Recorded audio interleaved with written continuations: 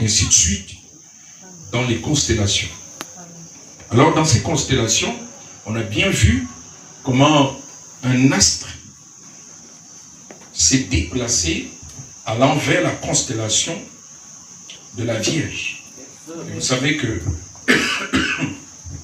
la Vierge, là, dans la constellation des étoiles, dans le zodiaque, la Vierge représente deux choses. Elle représente la première venue, elle représente aussi Apocalypse 12. Donc, un astre s'est déplacé de la constellation des étoiles qui sont placées sous le signe du lion. Un astre s'est déplacé et il est entré dans la constellation de la Vierge. Et quand il entre dans la constellation de la Vierge, cet astre-là, scientifiquement, a porté un nom. On a appelé cet astre-là Fils. Amen. Amen. Amen. On appelle cet astre-là Fils et il est entré dans la constellation des étoiles de la Vierge, sous le signe de la Vierge.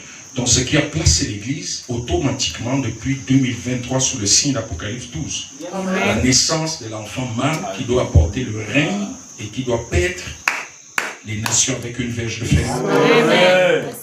C'est une promesse pour l'Église. La naissance de l'enfant mâle vient après que l'Église a été fécondée par les deux ministères qui ont précédé le ministère de l'Église. Le prophète et l'apôtre. Gloire à Dieu.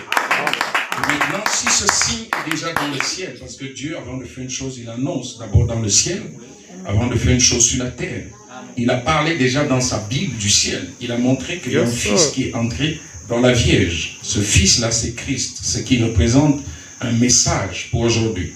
Ça montre aussi la position de l'épouse aujourd'hui. Qu'est-ce qu'elle a en elle? Et ça montre également la position de l'Antichrist. Parce qu'il y a un dragon qui est prêt à dévorer le fils qui va naître. Et ce dragon, c'est Rome. Et Rome a déjà l'homme qui doit amener ces choses. Amen. Le pape américain qui devait amener le boycott. Le prophète avait dit, c'est là que le Saint-Esprit va se déverser d'une manière puissante dans l'Église. Donc nous attendons à ce que dans ces temps-ci, il y ait une puissance, un déversement du Saint-Esprit dans les gens. Gloire à Dieu.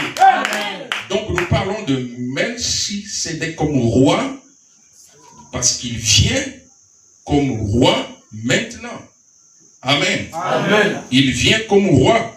Et remarquez, ici, il est le roi des rois, le roi de paix, le roi de justice.